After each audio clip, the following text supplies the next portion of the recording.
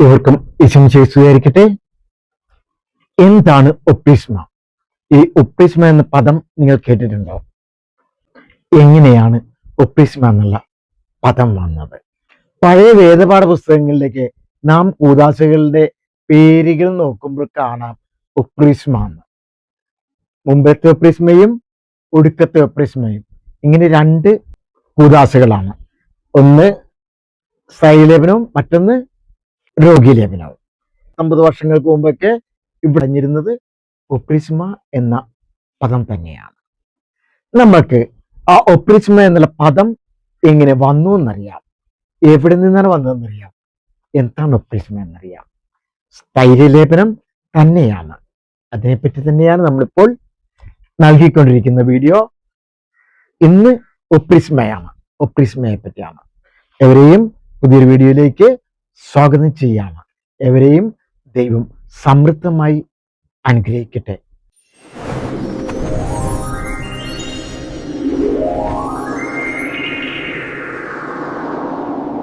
നാം പണ്ടൊക്കെ ഒപ്രിസ്മ എന്നാണ് സ്ഥൈര്യലേപനത്തെ വിളിച്ചിരുന്നത്. മുമ്പിലത്തെ ഒപ്രിസ്മ എന്ന് പറയുന്നു, രോഗീലേപനത്തെ ഒടുക്കത്തെ ഒപ്രിസ്മ എന്ന് പറയുന്നു. എന്താണ് ഒപ്രിസ്മ? ഇപ്പൊ പലരും ആ ഒപ്രിസ്മ എന്നുള്ള വേർഡ് ഉപയോഗിക്കുന്നില്ല. എങ്കിലും പഴമയുള്ളവരും അതുപോലെ തന്നെ സുറിയാനി ക്രൈസ്തവരും കിഴക്കിന്റെ ക്രൈസ്തവരും ഒപ്രിസ്മ എന്ന് പറയുന്നു. ഒപ്രിസ്മ എന്നത് മലയാളത്തിലെ ഔദ്യോഗിക സഭാപദമല്ല എന്നറിയുക. ഇത് ചില പ്രദേശങ്ങളിൽ മാത്രം പ്രചാരത്തിലുള്ള ഉച്ചാരണമോ രൂപമോ ആണെന്ന് കൂടി അറിയുക. മലയാളത്തിൽ ചില സുറിയാനി ക്രൈസ്തവ പാരമ്പര്യങ്ങളിൽ ഉപയോഗിക്കുന്ന ഒപ്രിസ്മ അല്ലെങ്കിൽ ഓപ്രിസ്മ അല്ലെങ്കിൽ ഒപ്രിസ്മ ഈ പദം സുറിയാനി ഭാഷയിൽ നിന്നാണ് വന്നതെന്നറിയുക. അഭിഷേകം ചെയ്യുക, ഒരു പ്രത്യേക വിശുദ്ധ തൈലം ഉപയോഗിച്ചുള്ള അഭിഷേകം എന്നർത്ഥമുള്ള ഒരു സുറിയാനി പദമാണ് ഇത്. ഇനി ഒപ്രിസ്മ എന്ന പദം വന്നതിലേക്കാണ് നാം പോകുന്നത്. ഗ്രീക്കിലെ ക്രിസ്മ എന്നാ പറയുക അഭിഷേകത്തിനുള്ള തൈലം. ഗ്രീക്കിലാകുമ്പോ കിറൈൻ എന്നാണ് ഗ്രീക്കിൽ പറയുന്നത്. അത് അഭിഷേകം ചെയ്യുക എന്നാണ്. ഇതിന്റെ സ്വാധീനമാണ് സഭകളുടെ ആരാധന ഭാഷയിലേക്കും കടന്നത്. കേരളത്തിലെ സുറിയാനി ക്രൈസ്തവ പാരമ്പര്യത്തിൽ ഈ ശുശ്രൂഷയ്ക്ക് ഒപ്രിസ്മ എന്ന പേര് പ്രചാരത്തിലായതും ഇതിനെ തുടർന്നാണ്. സുറിയാനി ഭാഷയിൽ ഋഷം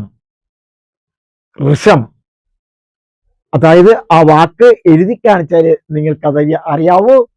ആ ഒരു ക്രിയാപദത്തിൽ നിന്ന്, ധാതുവിൽ നിന്നാണ് ഈ വാക്ക് വരുന്നത്. സുറിയാനി ഭാഷയിലെ ഋഷം എഴുതി അതിന് കുഴപ്പമോലെഴുതി ഷം എഴുതി ഋഷം.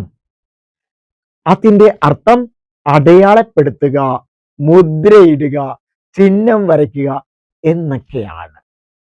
ഇതിൽ നിന്നാണ് ഒപ്രിസ്മ എന്ന വാക്ക് വന്നത്.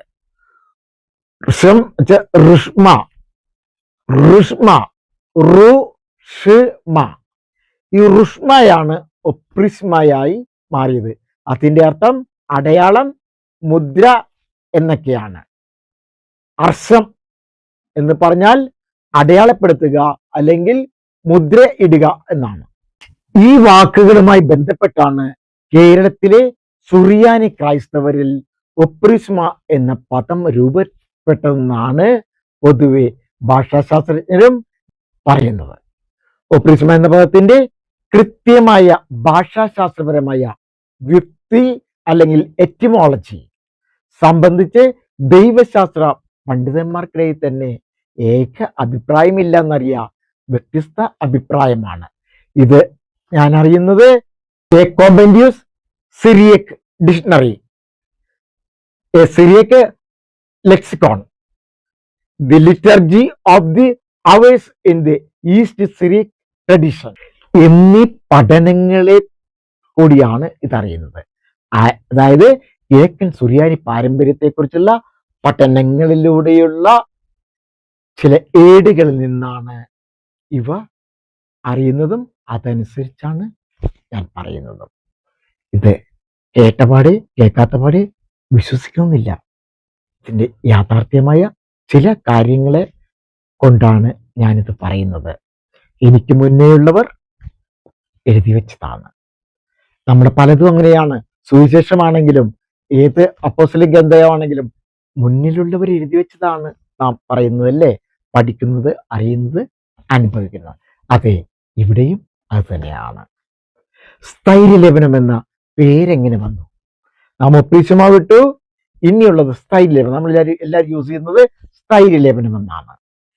ഈ സ്ഥൈര്യലേപനം എന്ന പേരിലേക്ക് ഞാൻ വരികയാണ്.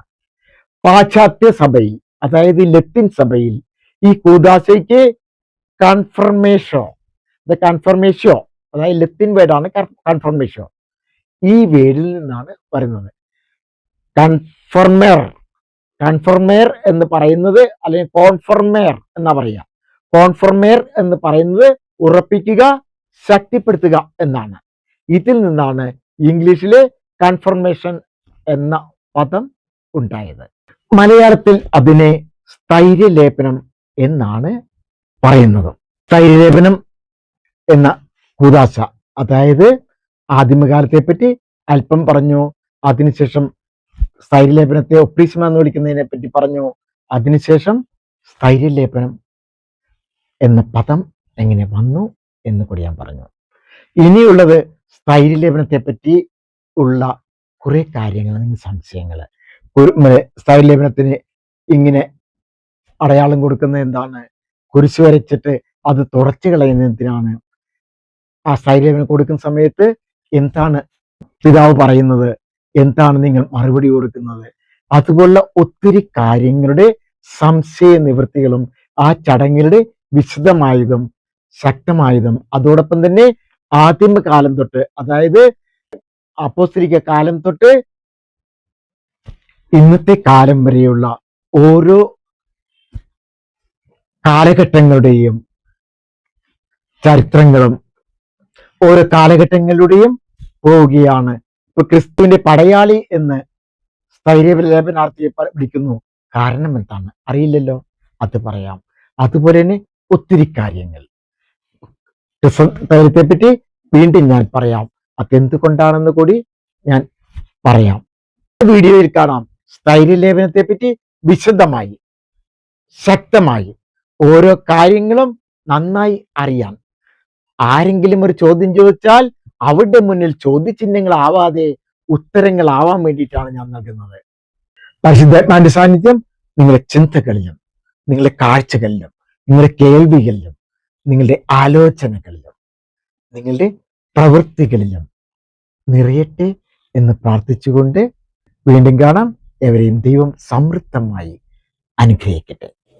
ഈ വീഡിയോ നിങ്ങൾക്ക് ഉപകാരപ്രദമായെന്ന് തോന്നിയാൽ മറ്റുള്ളവർക്കും കൂടെ ലഭിക്കുവാൻ ഷെയർ ചെയ്യാൻ മറക്കില്ലല്ലോ. ഇനിയും ഇതുപോലെയുള്ള വീഡിയോകൾ ലഭിക്കുവാനായി സബ്സ്ക്രൈബ് ചെയ്തിട്ടില്ല എങ്കിൽ സബ്സ്ക്രൈബ് കൂടെ ചെയ്യണേ.